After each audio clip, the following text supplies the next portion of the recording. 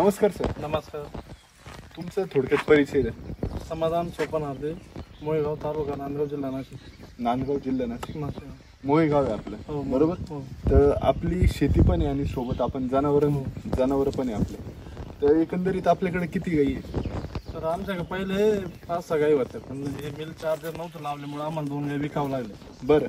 हे लावल्यानंतर आमच्या गाईचा आता चांगला बदल झाला. नाही तर 5-6 गाई आहेत. म्हणजे याच्या आधी पण मिल्क चार्जर वापरत होते तुम्ही? मध्यंतरी खंड केल्यामुळे 2 गाई विकावं लागल्या आम्हाला. काय प्रॉब्लेम काय आला होता? ते गाभण नव्हतं राहत, काहीच नाही, आजारी पडायचा, त्यांना उठता येत नव्हतं, कॅल्शियम कमी पडायचं. म्हणजे कॅल्शियम कमतरता, उठता येत नव्हतं, गाभं राहत नव्हतं. बरं. आता म्हणजे त्याचा अनुभव तुम्हाला याच्या आधी पण आलेला? हीच गाय राहत नव्हती, ही गाय राहिलेली आता. ही गाय राहत नव्हती. आणि ही दूध 10 लिटर द्यायची कॅपॅसिटी होती पहिल्यांदा चालली त्यावेळेस. बरं. आता ती नंतर 5 लिटर झाली. पुन्हा मग ही मिल्क चार्जर चालू झाल्यावर पुन्हा ती 10 लिटर आली. परत 10 लिटर आली.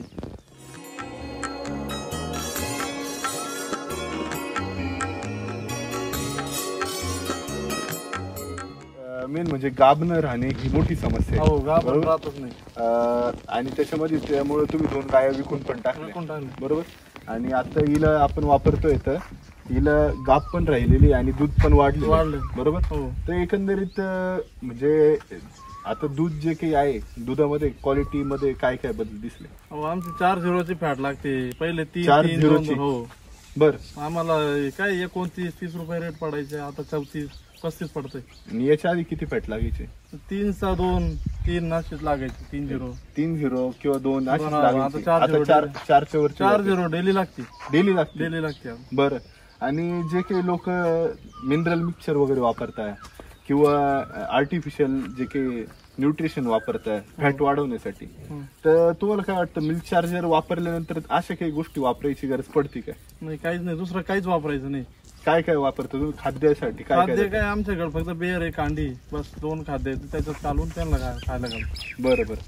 म्हणजे एकंदरीमध्ये रेग्युलर खाद्य तुम्ही देताय? रेग्युलर जो खाना जो रेग्युलर तोच आहे, फक्त मिल्क चार्जर ऍड केलेले बस. मिल्क चार्जर ऍड केलेले बस, दुसरं काही.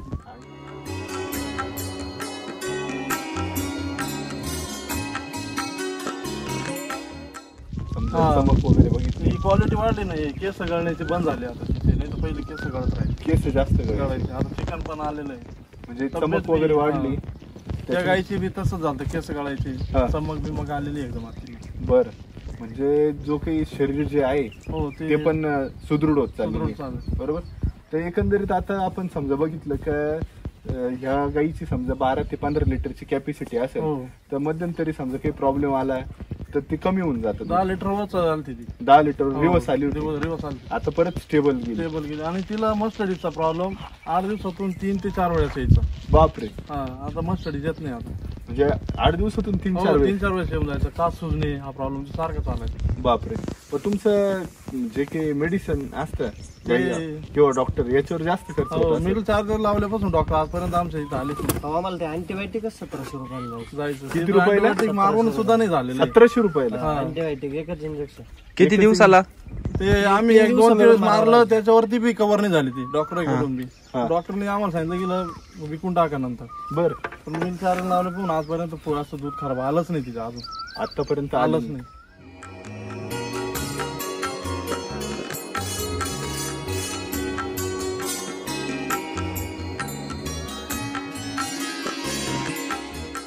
समजा तुम्ही जे दुधाबद्दल बोलताय, 4ची फॅट लागते, बरोबर.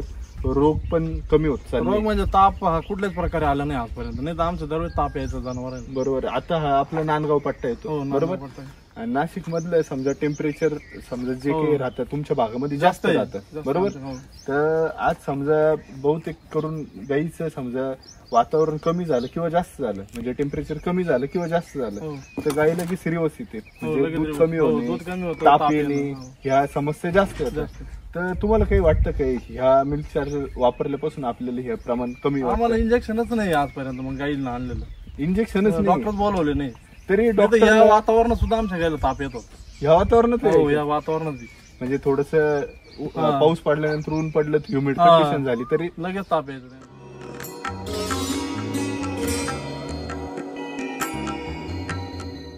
महिन्याचा किंवा तुमचा खर्च किती होत होता डॉक्टरवर किंवा आमचा मेडिसिन महिन्याचा 4 ते 5 हजार रुपये खर्च होऊन जायचा. 5,000 रुपये हो. खर्च, तरी त्याचं निदान व्हायचं का? नाही याचं निदान तर कधीच झालं नाही. कधीच झालं मस्त आजपर्यंत झालं नाही. आतापर्यंत कधीच नाही नाही झालं, झालं. नाही. आणि याच्याने झालं थांबली ती आता थांबली Clear आहे पूर्ण.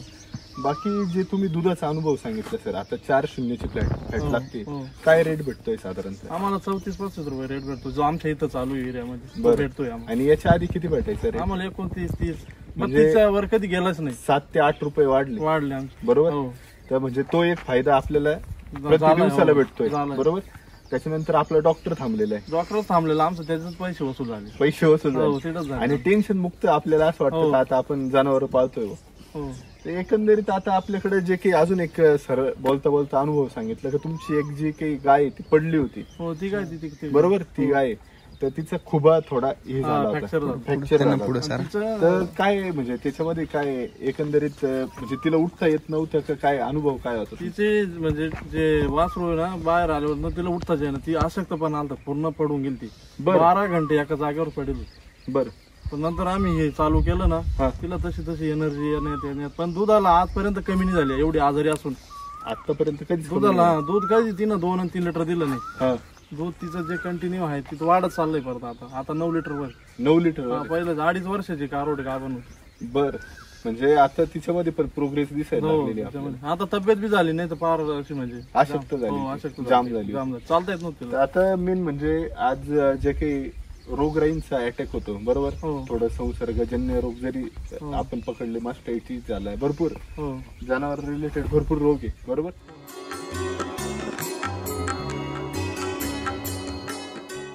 आपण जे काही मिल्क चार्जर वापरतोय हो. तर भरपूर शेतकरी म्हणतात का हे महाग आहे. तर तुम्हाला काय वाटतं एकंदरीत? आज महाग नाही महाग नाही, महाग नाही डॉक्टरांपेक्षा तर स्वस्त आहे. डॉक्टरांपेक्षा स्वस्त स्वस्त आहे. आहे हा. फक्त आपल्याला असं वाटतं आपण खाद्यामधून फक्त हो. खाद्य देतोय म्हणून महाग वाटतं हो. ते. पण जर त्याचे आपण वेगवेगळे गुणधर्म पाहिले तर आज डॉक्टरांची खर्च वाचलेला आहे, खर्च बरोबर? वाढलेला आहे ताप डॉक्टरांचाच खर्च वाढला त्याच्यातच वसूल त्याच्यातच झालेलं आहे. वसूल आमचं झाले. दूध तर वाढलेलंच आहे. वाढलेलंच आहे. हा.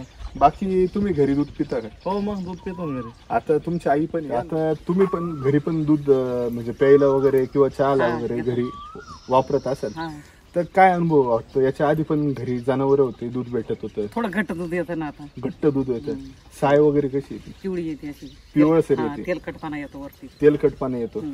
त्याच्यामध्ये साखर टाकायची काही गरज वाटते का असं दूध प्यायला? नाही नाही काहीच गरज नाही वाटत. गोडवा वगैरे गोडवा बी येतो पण पहिला वास यायचा ना आता थोडा वास कमी येतो. कमी येतो, बरोबर. म्हणजे जे काही आज तुमचं एक चूक फक्त एवढीच आहे का आपण बेअर खाद्य वापरतो, बेअर खाद्य. बरोबर. ते जर आपण बंद केलं तर तो वास आणि ते जे की तुम्ही जे म्हणताय थोडंफार त्याच्यामध्ये अंकुश राहत असेल किंवा थोडंफार कमतरता राहत असेल तर ती पण कंट्रोल होऊ शकते, बरोबर.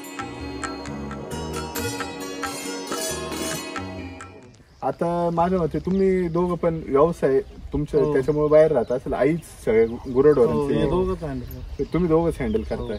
आज समजा आपण तुमच्या गोठ्यामध्ये गेलो तर भरपूर गोठ्यामध्ये गेल्यानंतर एक जाणवतं की नाही का माशा, त्याच्यानंतर वास वगैरे. तुम्हाला असं वाटतं का आता तुम्ही घराशेजारीच तुमचं गोठा आहे म्हणजे भिंतीला भिंतच आहे, तर जनावर शक्यतो करून आपण लांब बांधतो का तर रोगराईचा अटॅक आपल्या घरात येऊ नये.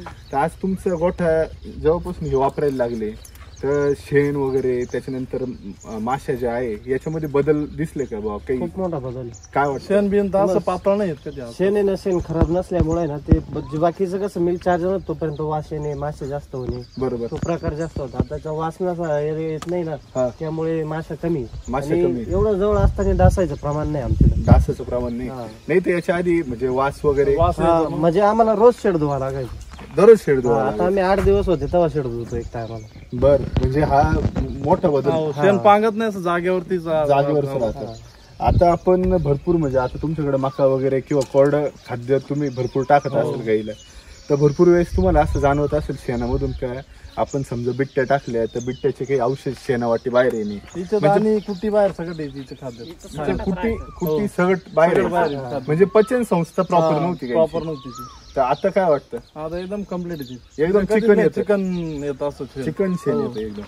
आणि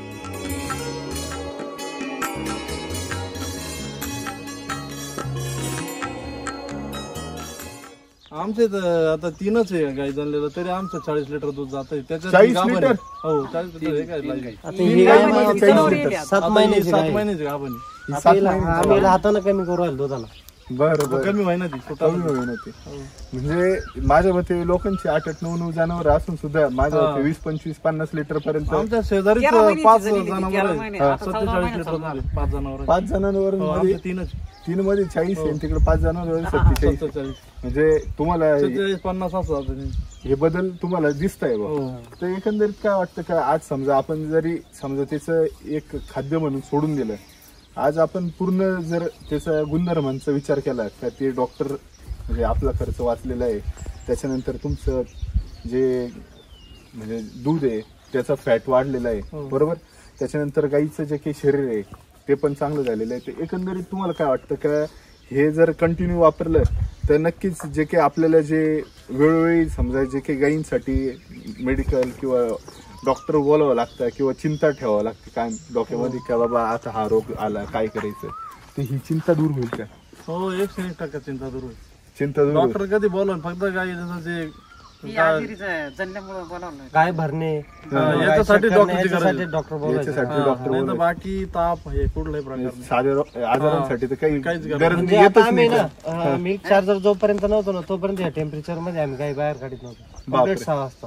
6 वाजता आता आता आपल्याला टाइम 3 वाजले तरी आपण बिंदास त्याच्या जोरावरती बाहेर आणले. आम्ही सकाळी 8 वाजताच मध्ये न्यावं लागायचं. आता 10 वाजता बरं. कधी बाहेरच राहतो.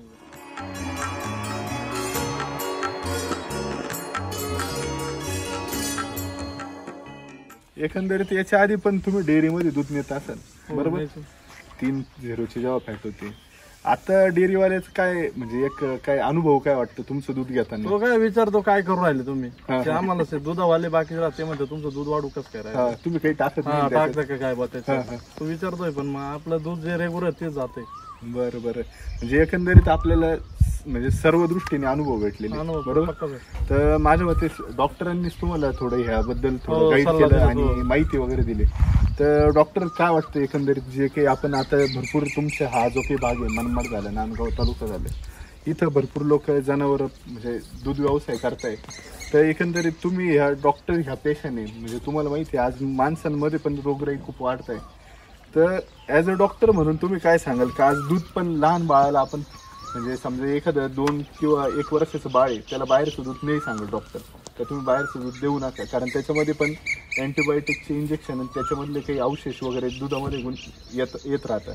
तर एकंदरीत काय वाटतं तुम्ही ॲज अ डॉक्टर नात्याने जे काही आपण मिल्क चार्जर यांना सजेस्ट केलं आणि त्याचा अनुभव त्यांना आला, तर काय वाटतं तुम्हाला? मुळात हे जे जर्सी जनावर आहेत बरोबर, यांना जे खाद्य दिलं जातं त्याच्यामध्ये बियर खाद्य दिलं जातं बरोबर, त्याच्यामुळे त्यांची पचन संस्था रेग्युलरली वीक होत चालली. बरोबर, आणि मुळात एक आता गाय असो की म्हैस असो हे पण एक स्त्री शरीर आहे बरोबर, तिचा हार्मोन बॅलन्स गेल्यामुळेच ती परत हिटवर येत नाही आणि ती लागत नाही. याचा अर्थ असा आहे की गाय सर्वांगीण दृष्टीने वीक होत चालते. बरोबर, आणि मुळात डॉक्टरांनी नाही म्हणायचं कारण एक आहे की पोषण मिळालं पाहिजे दुधातनं, बरोबर, ते त्यावेळेत मिळत नाही. आता समजा हे जर दूध जास्त वेळ ठेवलं ज्याचं जे मिल्क चार्जरचं नाहीये बरोबर, तर ते फाटून जातं, म्हणजे थोडक्यात त्याच्यामध्ये सकसपणा नाहीच आहे. ओके. मग अशा वेळेस कोणतेही डॉक्टर ते सजेस्ट नाही करू शकत ना की तुम्ही बाळाला द्या, देऊन अपकारच होईल, त्रासच होईल बाळाला.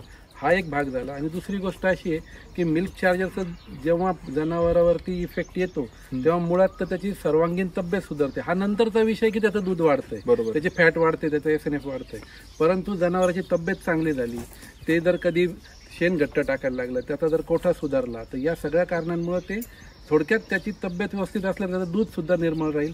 आणि भविष्यामध्ये अशा पद्धतीने जर कधी योग्य पद्धतीने डॉक्टरांपर्यंत माहिती पोहोचली की सगळेच जनावरं सुदृढ पद्धतीने तेही सांगतील की लहान मुलांनाही द्या, सगळ्यांनाच खा, त्याच्यामुळे त्यांनाही आनंद वाटेल, शेतकऱ्यालाही आनंद वाटेल. पण आज अडचण पोषणात असल्यामुळे आणि ते पोषण पचत नसल्यामुळे बाकीच्या प्रॉब्लेम्स येत आहे. त्यातनं मिल्क चार्जर नक्कीच खूप मोठा सुवर्णमध्ये आहे की जे वापरल्याने जनावरांचा आणि शेतकऱ्यांचा दोघांचाही प्रॉब्लेम सॉल्व्ह होतो. वास्तविक असं आहे की लाख रुपयाची म्हैस आणायची, लाख रुपयाची गाय आणायची आणि ती जर लागली नाही आणि नंतर जर ती विकावं लागली तर तेवढ्या एका कारणामुळे त्या शेतकऱ्याचा 20,000 रुपयात विकायची म्हणजे आणू 1-1 रुपये करून कमवायचा आणि 80,000चा लॉस घ्यायचा. बरोबर. या कारणामुळे हा दूध धंदा लॉसमध्ये येतोय. बरेचसे शेतकरी या कारणामुळे देशोधडीला लागल्याचे पण उदाहरणं असल्यामुळे हा धंदा कोणी करत नाही. आज शेतीमालाला भाव नसताना दुधाचे जर भाव फिक्स आहे आणि त्यांना जर योग्य पोषण देऊन जर कधी दुधाचे भाव चांगले मिळाले तर शेतकरी पण सुखी होईल. म्हणून प्रत्येकाने मिल्क चार्जर वापरलं पाहिजे असं वाटतं, म्हणून मी त्यांना सजेस्ट केलं. बरं, आपलं नाव, पत्ता आणि नंबर सांगा ना. मी सुहास अप्पासाहेब जाधव, मी मनमाडला असतो. माझा मोबाईल नंबर आहे 9404 985130. आपल्याकडे सर्व SCT वैदिक तंत्रज्ञानाचे खतं औषधं तिथे भेटत आहेत. हो. कृषी समृद्धी शेतकरी सेवा केंद्र म्हणून आपलं सेंटर आहे बाजार समितीच्या समोरच. ज्यांना पण त्या SCT वैदिकचे सगळे प्रॉडक्ट्स पाहिजे असतील तर ते आपल्या सेंटरवर त्यांना मिळू शकतात. ओके, धन्यवाद. धन्यवाद सर.